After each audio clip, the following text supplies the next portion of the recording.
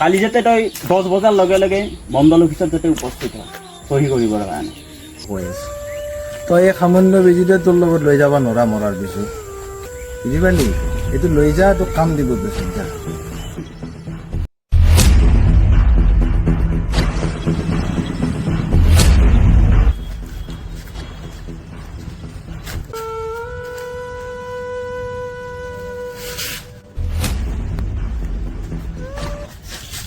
আহি পালি কাকা মণ্ডল আপোনাৰ কি কাম আছে আপুনি কৰি লওক ঠিক আছে আপোনালোকৰ মাটিৰ নামটো হৈ গ'ল এইখিনি আপোনাৰ কাগজ আৰু এইখিনি আপোনাৰ কাগজ বাবা মণ্ডল আপুনি মোক বহুত ডাঙৰ কাম এটা কৰি দিয়ে দেই মই কেতিয়াও নাপাওঁ মণ্ডল আপোনাৰ পেমেণ্ট আপুনি ৰাতি পাই যাব বহুত টেনশ্যন ল'ব নালাগে যাব এতিয়া সদাকা তইতো গমেই পালি গোটেই মাটি মোৰ নামতে নামজাৰি হ'ল কাকা তই মোৰ লগত অন্যায় কৰিলি কিন্তু তই মোৰ ভাই আছিলি কিন্তু তই মোক এনেকৈ ঠগিব বুলি মই ভবা নাছিলোঁ যদি ভালে কুশলে থাকোঁ এই বিচাৰ ভগৱানে কৰা মই চাই যাম এইবিলাক কি কথা শুনি আছা ইয়াত টাইম ৱেষ্ট কৰি লাভ নাই ইফালে ইঞ্জিনিয়াৰ ৰখি আছে ব'লা না ব'লা ব'লা আহিছোঁ দেই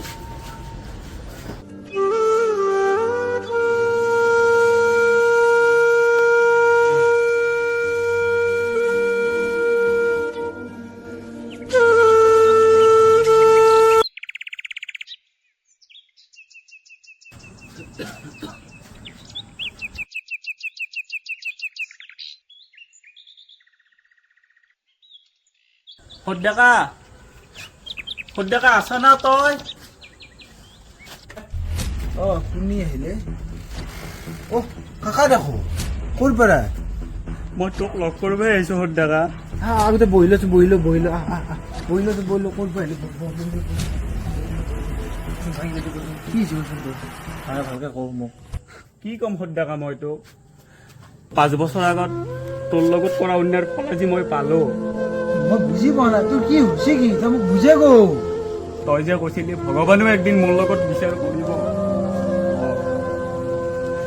মোৰ লগত বিচাৰ কৰিছে ভগৱান আজি মই ল'ৰাৰ মুখত পৰি তোৰ নিচিনা ভাইক কয় আজি সম্পৰ্ক শেষ কৰি দিছে কিন্তু সেই ল'ৰাই মোৰ সকলো মাটি সম্পত্তি চব তাৰ নামত নামজাৰি কৰি ল'লে তাৰপিছত মোক সিহঁতে ঘৰৰ পৰা ওলাই দিলে কাকা তই মোক ভালকে বুজে কৈছিল তোৰ কি হৈছে কি মই বুজি পোৱা নাই বুজে কৈ দে মোক বুজে কম সদাকা মই কম চব কম মই শুন তেতিয়াহ'লে তই মই মোৰ ল'ৰা হেল্ল' মই দেউতাৰ লগত আহিছো তোমালোকৰ এইখিনিতে আছো দিয়া তুমি তাতে থাকা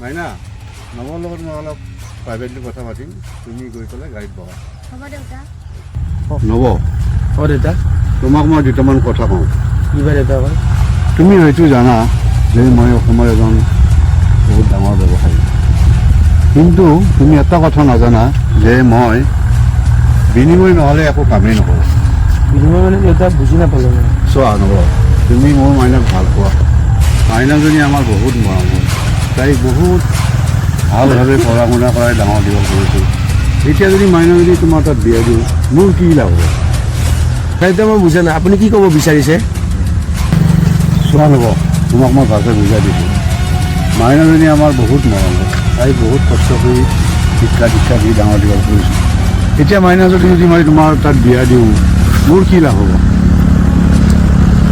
মানে দেউতা মই বুজা নাই আপুনি কি ক'ব বিচাৰিছে মাইনাজনী মই তোমাৰ তাত বিয়াই দিম কিন্তু তাৰ এটা মোৰ চৰ্ত আছে কিবা চৰ্ত দেউতা এই যে হাৱেৰ কাষত তোমালোকৰ যে 10 বিঘা মাটি আছে সেই মাটিখিনি তুমি মোৰ নামত কৰি দিয়া মই ইয়াত এটা ডাঙৰ ফেক্টৰী কৰিম দেউতা এইখিনি যদি মোৰ নামত নাই মোৰ দেউতাৰ নামতে আছে মোৰ হ'ব মই এইবিলাক বুজি নাপাওঁ তুমি যেনেকৈ হ'লেও মাটিখিনি মোৰ নামত কৰি দিয়া যদি তুমি মাটিখিনি মোৰ নামত কৰিব নোৱাৰা তেতিয়াহ'লে তুমি মাইনাক বিয়া পাতাৰ সপোন পাহৰি যোৱা।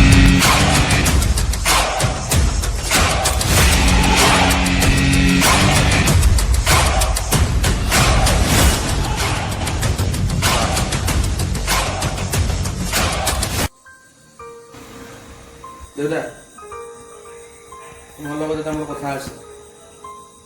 কি কথা বাবা? বহাচোন। কি কথা আছিলে বাবা, কোৱাচোন। দেউতা চোৱা, আমাৰ যিখিনি বিজনেছ বা প্ৰপাৰ্টিবিলাক আছে, এতিয়াতো ময়ে চোৱা চিতা কৰি আহিছোঁ, তুমিও লাহে লাহে নোৱাৰা হৈ আহি আছা। সেয়েহে এটা মই কথা ভাবিছোঁ, কি কথা ভাবিছা বাবা? আমাৰ যিখিনি মাটি সম্পত্তিবিলাক আছে তুমি মোৰ নামত কৰি দিয়া নেকি? তোৰ দেউতাৰে এতিয়াও জীয়াই আছে। মই মোৰ সম্পত্তি যেতিয়া তোৰ হাতত দিব লাগে মই তেতিয়া দিম, কিন্তু এতিয়া হোৱা নাই, বুজি পালি? দেউতা শুনা, তুমি যদি মোক মাটি সম্পত্তি নিদিয়া মই নহ'লে কালি মই মৰি যাম। বাবা তুমি মৰাৰ কথা ক'লা যে?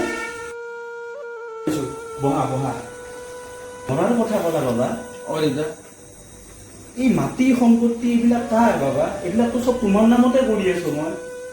কাৰ নামত মই এইবিলাক কষ্ট কৰিছো? এইবিলাকতো মই মৰি যোৱাৰ পিছততো এইবিলাক চব তোমাৰে হ'ব। বৰ আঘাত পালো বাবা, বৰ আঘাত পালো। মৰাৰ কথা কোৱাৰ আগত তই দেউতাৰে কথা এবাৰ ভাবিব লাগিছিল বাবা। হ'ব, তই যি বিচাৰা যেনেকৈ বিচাৰা তেনেকৈ হ'ব বাবা।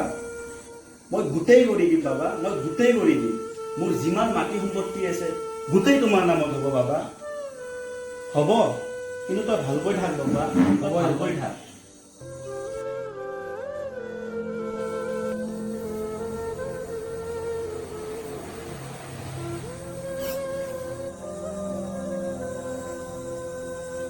দেউতা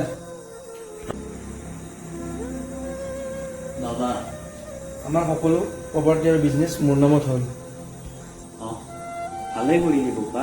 দেউতা, তোমাক মই আৰু এটা কথা কওঁ। কি কথা বাবা? মইতো বহুত ব্যস্ত হৈ থাকোঁ, তোমাকতো চোৱা চিতা কৰা মানুহ কোনো নাই, নহ'লে তোমাক মই বৃদ্ধাশ্ৰমত থৈ আহোঁ। কি? তই মোক বৃদ্ধাশ্ৰমত থবি? তই মোক বৃদ্ধাশ্ৰমত থব যাব নালাগে বাবা। মই ৰাতিপুৱালৈকে মই নিজেই যাম। কাকা, তই দুখ নকৰিবি, তোৰ এই সৰু ভাইৰে এতিয়াও জীয়াই আছে। তই মোৰ যি কৈছিলি মই একো মনত ৰখা নাই, মই চব পাহৰি গৈছোঁ। তই চিন্তা নকৰিবি, তই আজিৰ পৰাই মোৰ ঘৰতে থাকিবি। তোৰ কাৰণে এই ঘৰত সদায় খোলা আছে। সদ্যকা তোৰ লগত মই ইমান অন্যায় কৰাৰ পিছতো তই মোক ক্ষমা কৰি দিলি।